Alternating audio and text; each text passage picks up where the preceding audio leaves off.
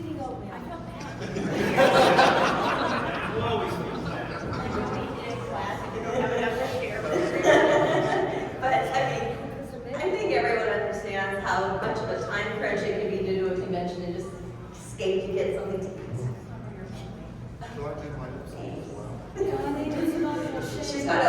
Okay, guys, so many people. It's okay. I would love to know how Hellraiser came into all of your lives. Now, we only have 2 microphones, so we're just going to have to pass it down this way and pass it down this way, okay? How Hellraiser came into our lives. Yeah. Well, I walked into a room and Clive Barker was there. And Clive said, "What are you doing?" And I said, "Not much." And he said, "Okay, so come and play with us."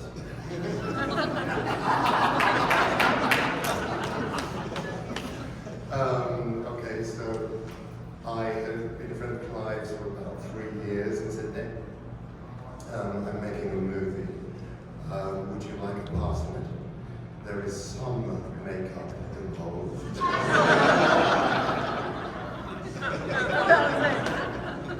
Well, Grace Kirby was Clive's cousin, and she didn't want to do the second film, so they just sent out a general call for an actress with, I believe, mime skills. I was asked to do the audition. I nearly didn't because the chatter scared me too much. And I thought I had to play him, and I hated mask work. But I went anyway because my friend Jeff from Lancashire said, "Oh, go on, Barbie. Years from now, they'll be writing books from you. Barbie Wilde, Queen of the Bees." So I went, and I knew what the word Cenobite was, and I contradicted the director because he thought it was a word Clive had invented. And I said, "No, it wasn't." I got into an argument, and I was right. And he still gave me the part. I was reading for Waxworks 2, with Tony Hickox, and we had just bought a house, and I had a lot of work to do on it, and I didn't really like the offer they gave me, and I said, "Well, what's the next thing you're doing?" And he said, "Hellraiser." I'm like, "What? Is there a part for me in Hellraiser?" And he's like, "Yeah." I'm like, "Well, great. When you're done with Waxworks, come back. I would read for that. I want to do that. I love that. Oh my God." Because Andy's was the one I was just like, "Holy shit. What the fuck is that?" Right? So, yeah.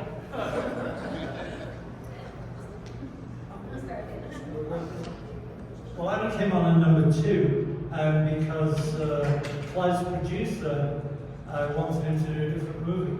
So Clive, Doug and I all grew up together in Liverpool. We've been in theatre companies in the 70s, and in the absence of any established professional, Clive told the producer Chris Figg that he could maybe write the script for number 2.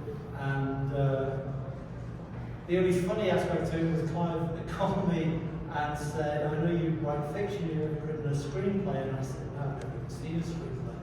And he said, "Well, if a producer calls in the next 5 minutes and asks you the same question, are you prepared to lie?"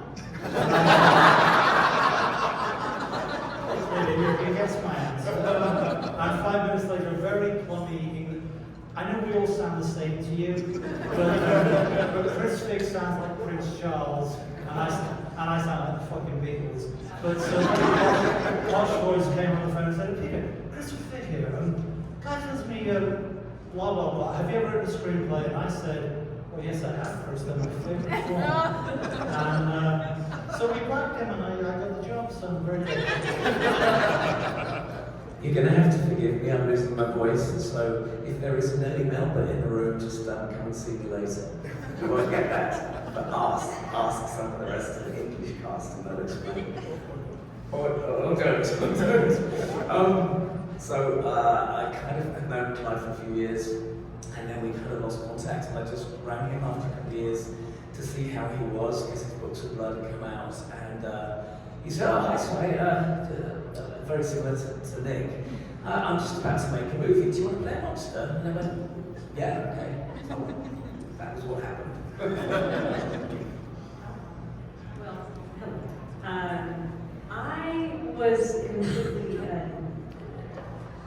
I I should say Hellraiser was sort of unknown to me. I hadn't seen any of the films, and I was called in to audition first for, forgive me, I'm blanking on the character's name, in the 18th century, the woman in the 18th century. And then they said, well, let's have you read for Barbie in the present day.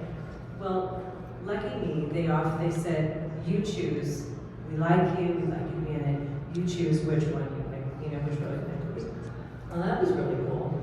So my agents and I discussed it, and I chose Barbie and had a blast, and there you go. How did you do it? Well, as Kim also, I went to an audition. I was living in Los Angeles, and then I went to the audition, and I was totally the character. So I worked very hard for the character. And when I came into the room, the director said, you are totally Angelique. I want you. But then it was kind of funny because the producers, they were fighting each other, and because the movie was fighting each other. It was fires. There was a lot of hell going on. And the producers okay, well, do you want to be fired? So they go, well, how come? I mean, I just got hired and I don't want to be fired. So anyway, I did got fired, and the movie went up. Happy I am part of this story with. I'm happy you're happy. Sometimes on a Saturday afternoon when my brain's getting a bit fried, and people ask me about my audition for Hellraiser, and I tell them that they put me in a room with closed-circuit television and a table with a hammer and a pile of nails on it, and told me to get creative. I mean, be surprised how often people go, wow, that's good. And then I get sharp and kicked under the table by Steph. She's always reminding me that if you're being ironic in America, you have to say, just kidding. I am, as Pete alluded to, the third member of the Scouts Mafia in Hellraiser, along with Clive. The day my life changed was the day I walked into rehearsals in high school in Liverpool to meet fellow cast members, which included this fellow called Clive Barker.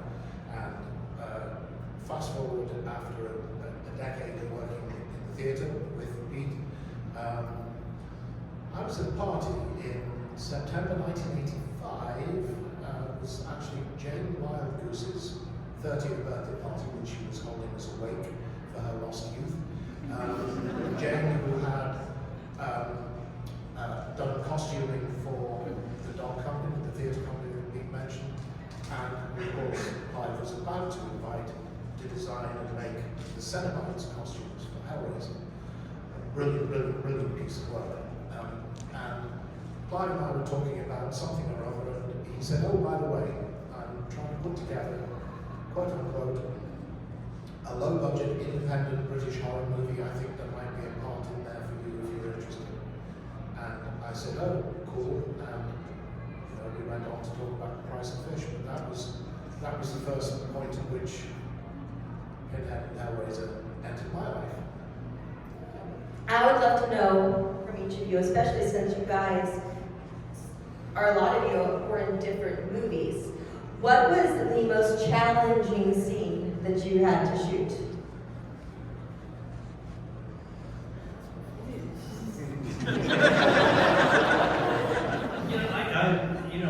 When I'm playing roles that I enjoy, the challenge is, do I suck? That's the big challenge. But you hope you don't suck. But other than that, I think the makeup probably was the biggest challenge for me at the end of the film. But in terms of playing, I just had such a great time. It was really totally unexpected. It was unexpected because Clive Barker was so unexpected to me.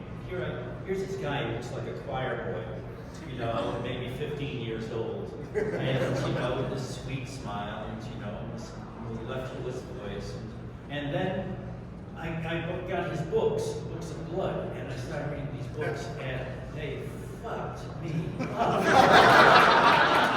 Honestly, I thought, wow, this guy is something else. So I felt like I was in the right company. He was a kindred spirit, definitely. Gosh. Okay, so the makeup itself, the Simon Wilde test, had its own challenges because I couldn't really hear, speak, or see. I mean, at the bits, I could just about that. I suppose the bit that was the most challenging was something that was not in the script, and that was putting 2 fingers down Ashley's throat. Because, you understand, I can see how my left eye actually over there. And it's like, and honestly, if Ashley wasn't such a great actress and really, because literally just given it like half an hour's notice, I think, by the way, Nick, you're gonna shoot your fingers down Ashley's throat. Okay, Clive. That's what you want to do. So it took us a little time, but it's there's that bit. The other bit was the most painful. Okay, a pretty brief story. So, Chatter's death, Ashley's got this wooden hunk of wood, which is the box wrapped in brass. Smashes Chatterer in the face. I mistimed one of the blows, so I really got hit in the face pretty hard. And they realised they stopped filming, got me off set, because I was really quite dazed. And they gave me whiskey through a straw. Sorry, Jack Daniels through a straw. Jack Daniels on set. And then I started singing that in full makeup and so on, and that's when I went blind. And then a voice pretty quickly said, "It's okay, Nick, there's been a power cut."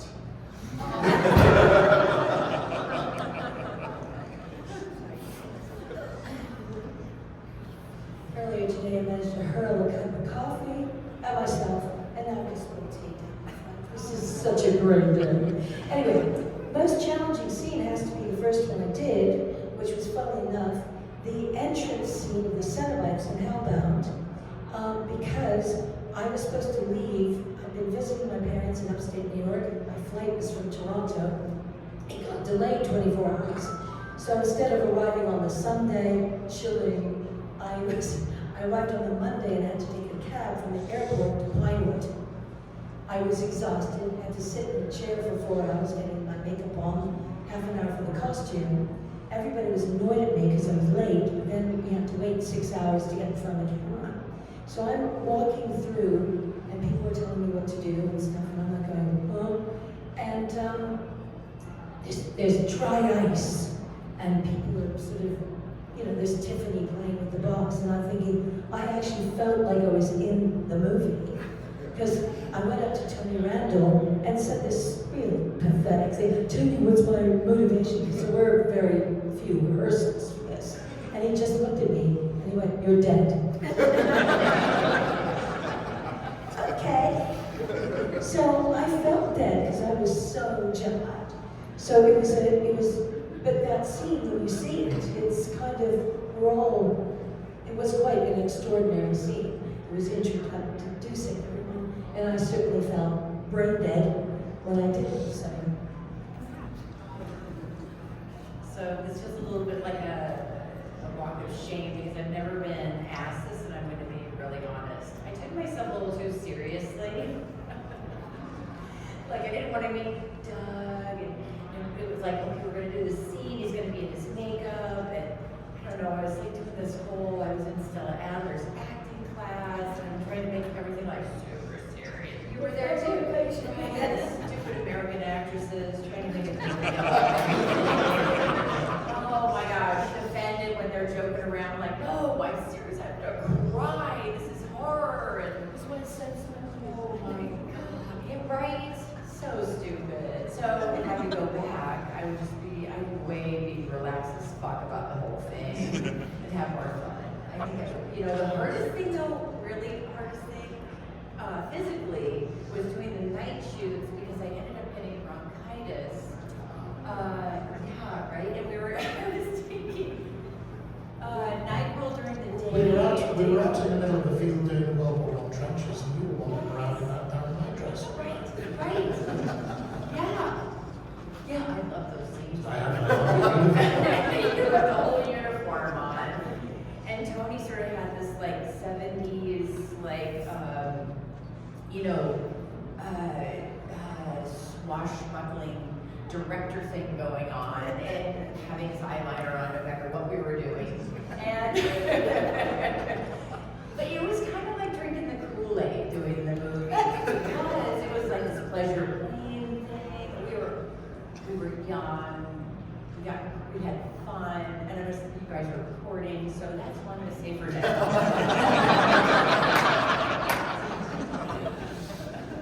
Of course, Hitchcock would have told you, Barbie, that your motivation was your salary. Except on Hellbound, that would have been no kind of motivation. But I'll go to my first scene as well, because there were two of us on Hellraiser who didn't really have a clue what we were doing. One was me and one was Clive.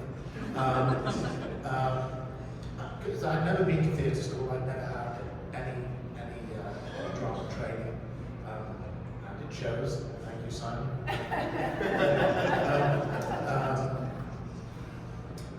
So, I'm getting used to this whole notion of, okay, I understand that, assistant director, first assistant director. Oh, there's a second assistant director. Why? He's assisting the assistant director. Oh, well, there's a third assistant director who's assisting the second assistant. So, which one of you do I really need to pay attention to? So I'm getting used to all of that. And then it's a little matter of 6 hours in the makeup chair and face covered in latex and glue, and contact lenses not made to my prescription. So it was like I've said it was like being indoors on a dull day with the curtains drawn, not wearing my glasses. Trying to walk in a floor-length skirt without tripping over. So I'm trying to deal with all these things, and so We Want the Man Who Did This was the scene. It's my first scene in movies. This was my first movie. This was my first moment. Nervous as fuck. And they said to me, this will be your starting position. I have a starting position. Take a few steps forward, raise my hand and say, we want the man who did this. It's not difficult, is it? Except I can't see my mark on the floor, which is no big deal. So they gave me a sandbag behind my heels, which is normal practice. I didn't know that. I thought I was being treated as, the slightly dim child at the back of the room. And this will be your finish mark. Well, I can't see that mark either. So they nail a piece of wood to the floor of the soundstage, so you can feel it with your toes and you don't have to go down. It's normal practice, but I didn't know that. Then we set off trying to walk and I tripped over the skirt. I did it twice. So they brought clothes pegs on set, and they rolled up the hem of my skirt and clipped it with clothes pegs. So any pretensions I now have, any sense of grand importance as the dark pope of hell, in the skirt with clothes pegs around the head, had quickly evaporated. Finally, they told me that my eyeline would be just to this side of the camera. Well, to me, there's a black hole out there, and if there's a camera in there at all, I have no idea where it is. So they hold up, I'm not making this up, a pin light, which is just like a tiny little torch light. So that's my eyeline. And someone said, right, shall we rehearse this? And at that point, the voice behind the camera, I never located the owner. I knew it wasn't Clive, I'm certain it wasn't so. Don't know who it was. If I write my memoirs, it might just be the title. The voice said, does he know his line?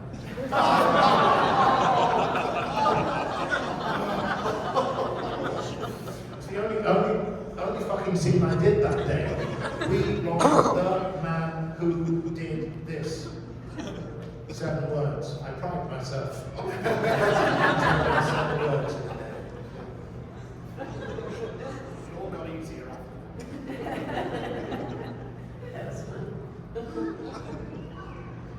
Anyway, it was very scary to me when I was next to him, because when he had his makeup and costume on, he was a total freaky hell person. And I was so scared of this. And then he'll take the makeup off, and he was a sweetheart. You know? And I'm like, what is going on? I mean, who am I dealing with? You know? So, I started like training myself, like how to knowing. Every time I would see him in his full costume, I was just so scared to hell. I mean, really. And then I figured, okay, I have to like meet this guy. And so suddenly, one of the scenes, and I'm like, okay, the director wants you to kiss Pinhead. How am I gonna kiss him? How am I gonna kiss him? All the way, they're thinking, taking all the things away from you to kiss him. It's like, no. This is not gonna work. It was so funny. You don't have memories? Me either.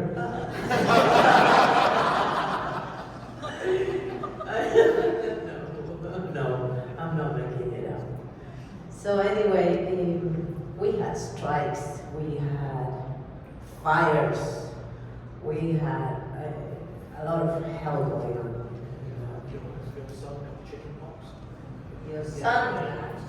Yes, he got chicken pox. Well, let's go. So it was something that we survived. That was a good part of it. We survived. Barely. And you know, for my character also, you know, I always thought like, you know, someday, I'm gonna be Pinhead. So I'm still going in my head, you know, but I'm not gonna do it. But we'll get to it. Thank you. I am from now on, but sometimes I'm asked to add my character name after my signature, and it's usually either Pinhead or the Hell Priest, since the Scarlet Gospels. But from now on, it's going to be Freaky Hell Person.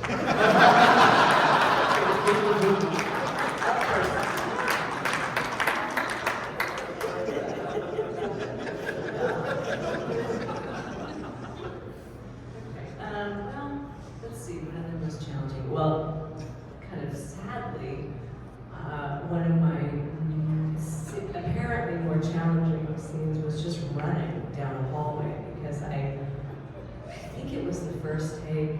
It was either rehearsal, I think it was the take actually, and our director, Kevin Yeager, said to me, Ken, I want you to, they were at the far end of the hall, and I was going to run, like truly my life did depend on it, because it did, and he said, I want you to just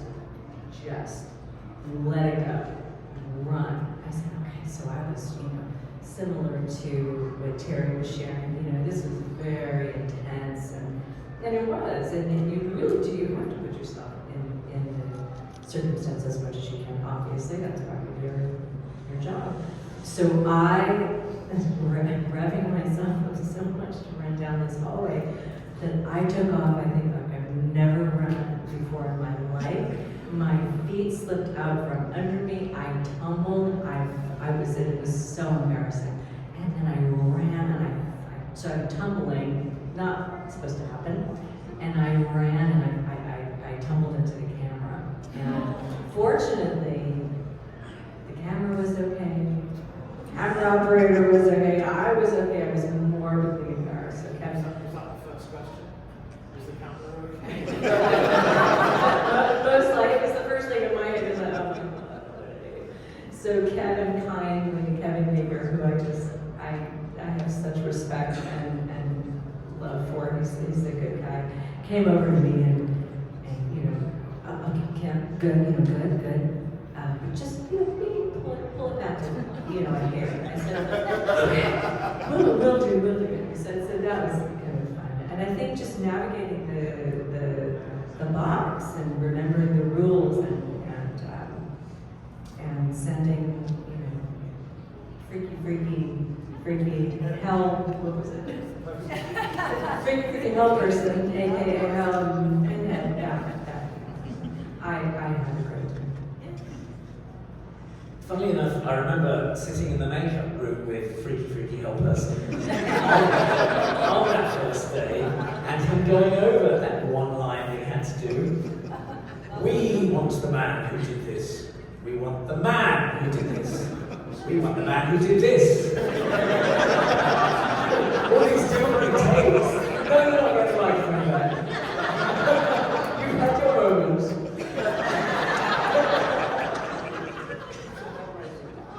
It was the Hellraiser van. That's true. We always joked that we would be the Hellraiser band. We'd be the Cenobite band and a rap band, and that's why we really was going. We want the man to do. I can't rap. I'm 62. So, but it wasn't very good. So yeah, again that first day, Nick and I were completely blind, virtually deaf. My nose was sealed up, so I couldn't breathe through my nose, and I had these huge false teeth glued to my own teeth. And so Nick and I sat there going, just to breathe for 8 hours. So they led us through on the first time on the set, and for some reason the message hadn't got through that Nick and I were completely blind. So we could hear people talking to me, but no idea what the set was or where the other actors were. And the next thing you heard was, Justin, because I could hardly hear, was and okay, I have no idea what I was supposed to be doing. So evidently, Nick and I just kind of both wandered off in some random direction.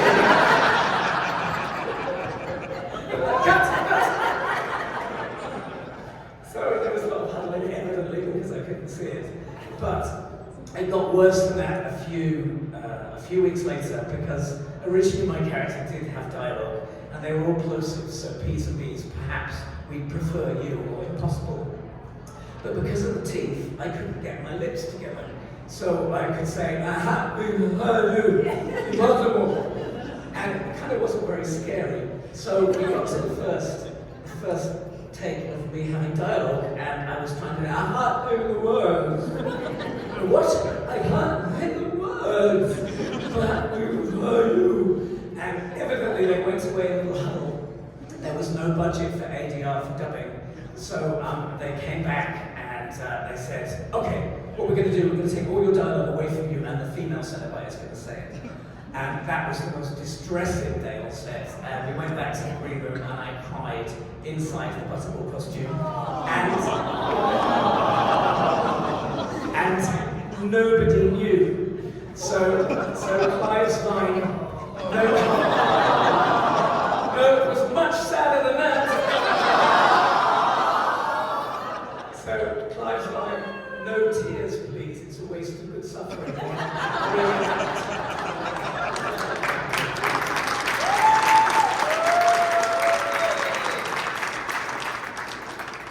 First applause break of the panel.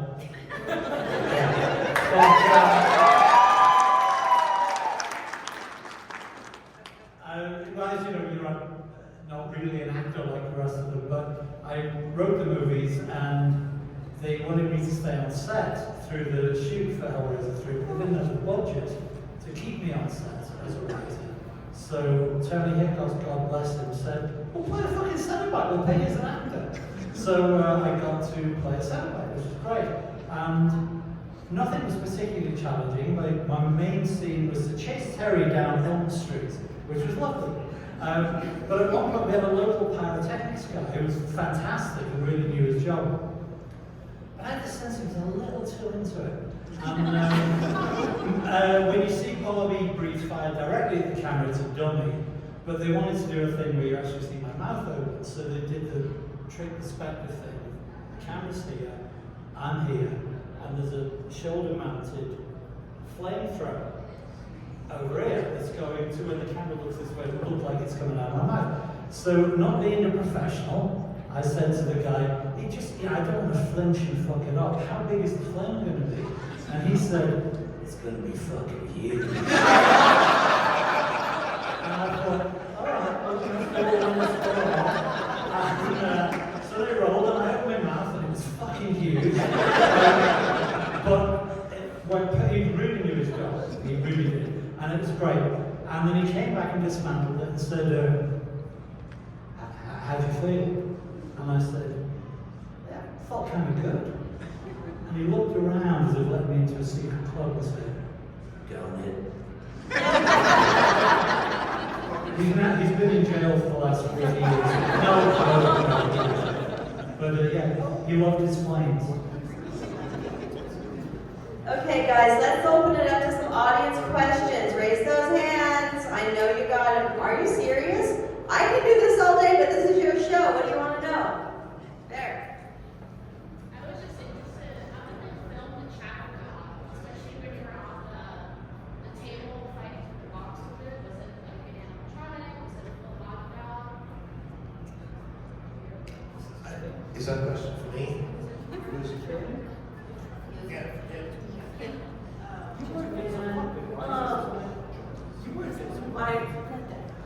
This is, I have to be honest, I don't remember.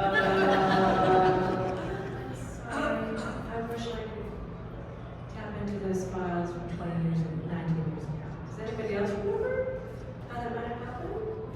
I mean, well, not precisely. I did. The table, I don't know. I actually think it was puppeteered from beneath. Didn't Kevin and Gary had a couple of guys underneath moving his legs, and it was, it's hilarious. Let Kim tell the story now, I remember. But it's funny, isn't it? Working with what's meant to be terrifying, and you've got 4 guys underneath. Move the fucking left leg! You're moving the fucking left leg! But Kim sold it. It's always the actors who sell those things, not the. I hope Peter answered. All right, anyone else? Yes. But the new Hellraiser movies are coming out, and there's no leather. How does everyone feel about the configuration with the skin instead of doing with leather? Because it makes a lot more sense. Sorry, can't hear. It's no leather in the new film. I think it's because it's vegan. Alright, she wants to know also, like, how do you feel about that? Are you in favor of it being skin instead of leather, or do you still want your leather daddy back? Skin's scary. Vegan's not scary. Sorry, I didn't get that question. What did you say? For the new Hellraiser, Yes. are you upset that there is now skin in place of the leather suit? Well, I actually thought the design of the whole film was quite, Lost our leather daddy. quite wonderful, but you cannot beat leather. You know what I'm saying? Because it is, of course, unless you get vegan leather, it's not, it's so, leather isn't sexy? No, vegan leather is not sexy. Although I have a vegan friend who would argue with that. But, No cows were killed in the making of the new Hellraiser film. I love the new chapter. I learned about a year and a half before they screened the new Hellraiser that they cast a 7-foot tall actor to play Chapter. And I just thought that is amazing. Jason, who plays it, lovely guy, with messaged back and forth a few times. And I just thought the whole vibe and design of the new Hellraiser was great. Really, really good. Good time. I have nothing to say about it.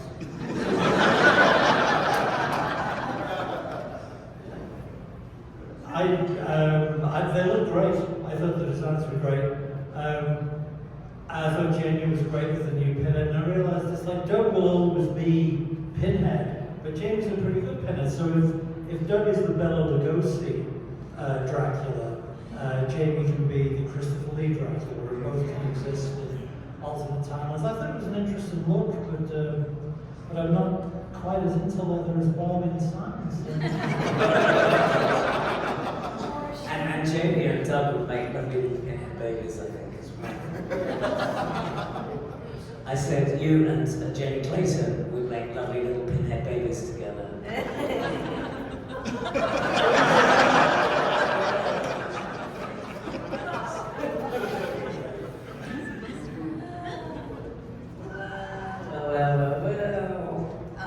No, I don't think anybody would replace. For me, the saga, the whole saga, with you, it's so scary. I tend to like go this way. The new film, I saw the new film is great.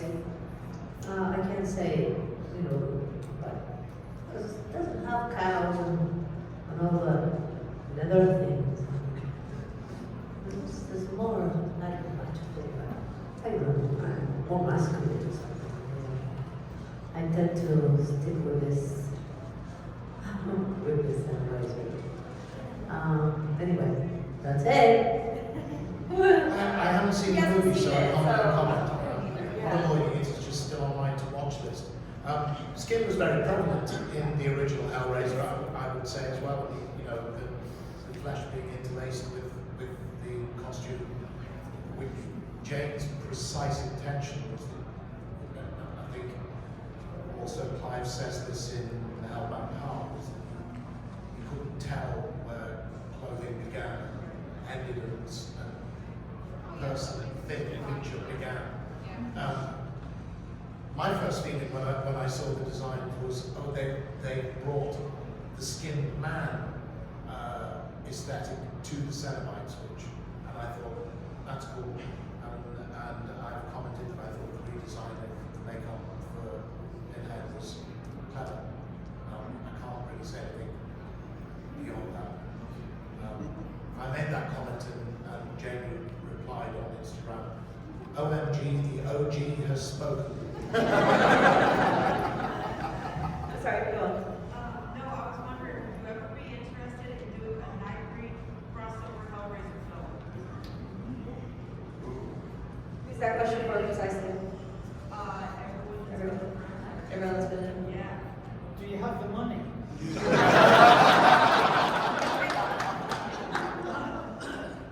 It was done in the comics, wasn't it? Harry Potter? Yes. Yes. Yeah. Yeah. Yeah, it was. Okay. Sure. Speak to my agent. I'm really interested. It would be fun to play both Chatterer and Atkins, because they're two characters that I'm really passionately fond of. So yeah, double the work. I'm in.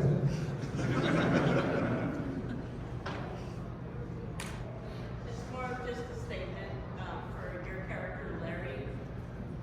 I really feel for him. I feel like he's a big victim in the movie, and every time I watch the movie, I really feel for him.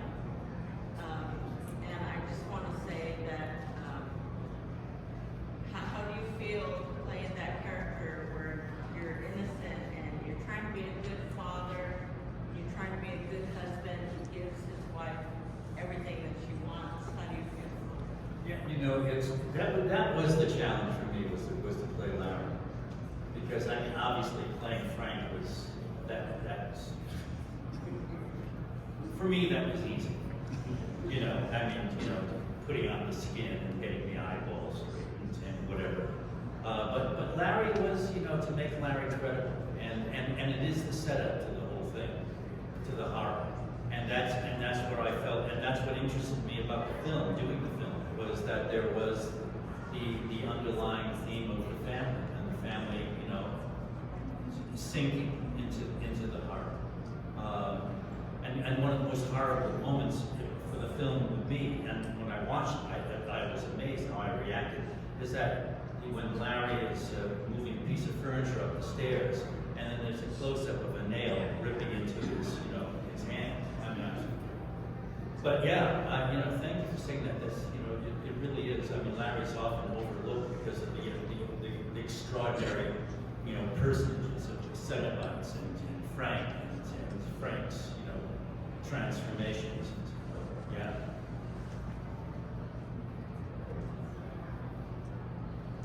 All right, anyone else?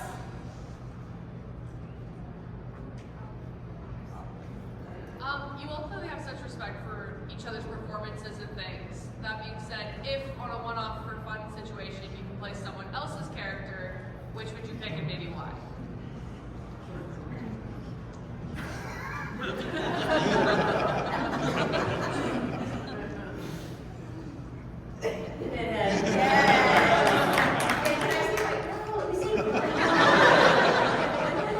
Because he didn't kill me.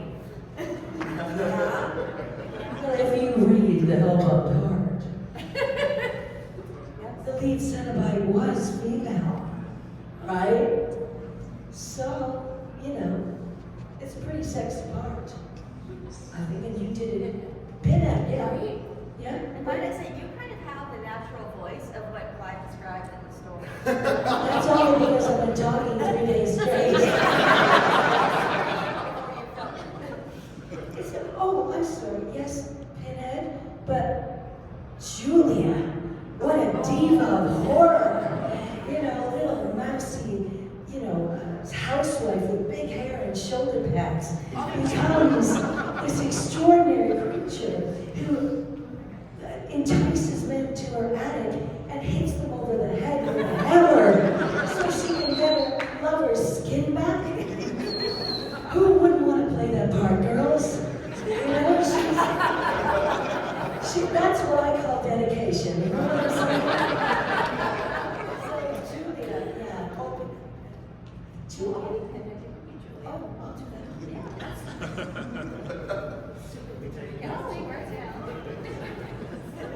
I think some of the most perfect casting was Julia's victims. The three men. Right.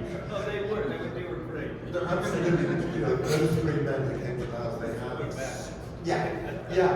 And it's just like, God, I would love to play one of those because honestly, the tiny, about those guys. You know everything you need to know about those guys in those few moments that you see them. And they get shorter and shorter. That you get to actually see the character. And I just like to play one of those guys. Yeah. Well, I have no, because I ran the range from Larry to Frank, so please, I'm not going to get greedy here.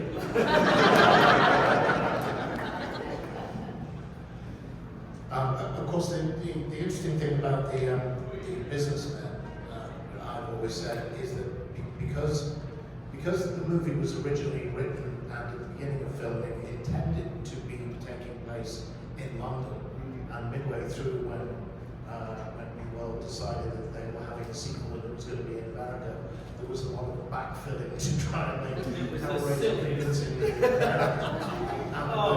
So there was a lot of odd things. So that Kirsty's boyfriend, anyway. Hellraiser now no longer takes place in London, but in some unspecified American city, not New York. But the businessmen are all British. And I always thought it's very weird in the movie that it's a piece of perversity in Julia that Clive could not have dreamt of, that Pinhead could not have dreamt of, that she specifically trolls the bars of this unnamed American city for looking for balding British businessmen.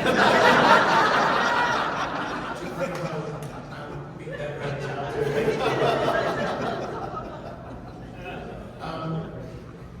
well, obviously, I would play the mattress delivery guy. Did you learn your lesson from saying that?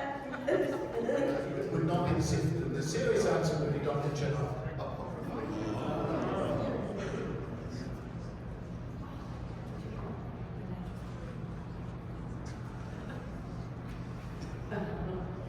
Well, I know I love my character a lot. I was in love with Angelique, but I also like being dead.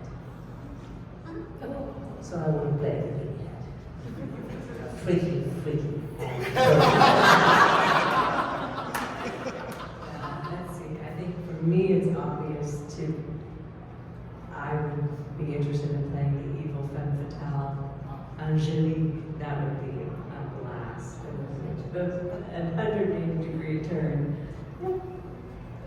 So I think I would really like to play Skinless Frank.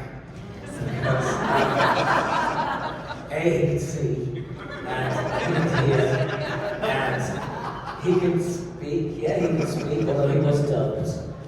Because it was a different actor who played Skinless Frank to the other Frank. But also you get Snog, Claire Higgins, which is always going to be a joy on Snog is Kiss. Do I need to explain that? No, Snog. Oh, yes, you get to kiss passionately Claire Higgins and get covered in buckets of blood before each take. I think that'll be a joy. sounds great. I don't have any that I'd like to play because they were all fantastic. In each movie, the whole cast was great. So I'm happy to let them keep their parts. The other thing, sorry about Skinless Frank, is in these days in Hollywood they have this gunk that they use for like the alien kind of gooey bits.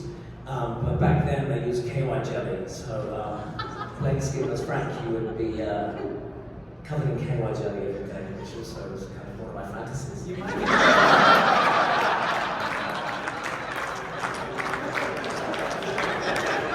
Do you know what KY jelly is?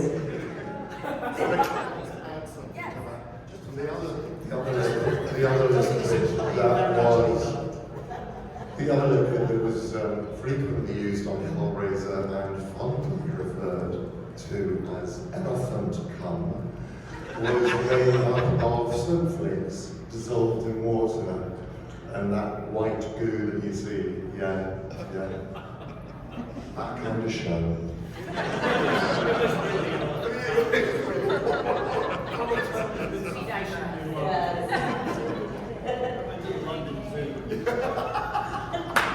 All right, so I have one final wrap-up question for you all before I let you go. And on our podcast, The Dolls Quarter, we have a segment every episode where we pick an epic line from the movie. Sometimes it's 4 or 5 or 10 because we can't pick, and there's so many. I would love to know, can you pick an epic line from any of the Hellraiser movies? And it doesn't have to be your own. What is your epic line? What is your favorite? Oh man, I got a few. Do we have about 10 minutes? No. You know what? Actually, my favorite, as much as I love Jesus Wept, the one I loved the most was So Much for the Cat and Mouse Shit.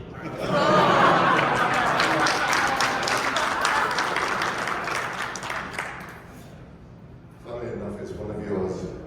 Sorry, babe, it's nothing personal. But doesn't Claire say that? What? I don't know. Sorry. Sorry, babe, it's nothing personal. So, After it slaps her by accident. Yeah, well, in Hellraiser 2, she grabs Frank's heart and holds it up, and it's bleeding and still throbbing like it's in her hand, and she goes, nothing personal, babe. And it's her response to that, which I liked. But of course, there's always the old standard, time to play. I forgot about the cat. I feel like I need to watch them all again to be able to pick one. But I think it was always whenever, Doug, when Penn had a line like that, So Much for Cat and Mouse. Those kinds of lines are so like, oh my God. Yeah, all of those from him that were just like, shit.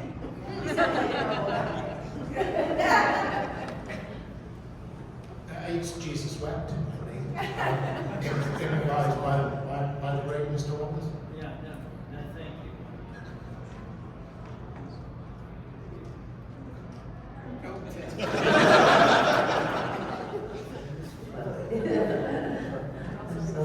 So many lines. Great lines. Yes. Well,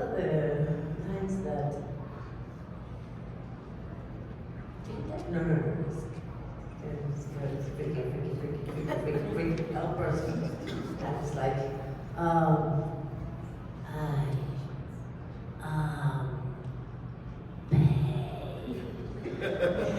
and I really like, so it's like, no way. I am paid. So typical line.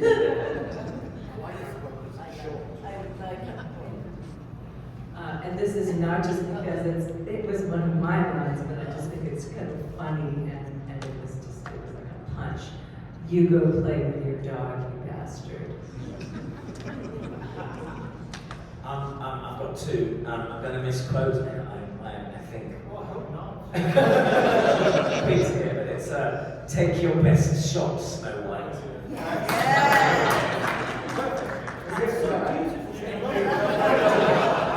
And the other one was one of my favourites every day was that's a wrap. Get the exes out of makeup now. I feel I should refrain because, first of all, I'm a little insulted nobody remembers the lines. But seriously, I see people wandering around with T-shirts with phrases that I wrote from the first movie or I wrote from 2, 3, and 4 on T-shirts, and it's just thrilling and touching to see that people remember that shit you typed on a manual typewriter 30 or 35 years ago. So thank you very much for remembering all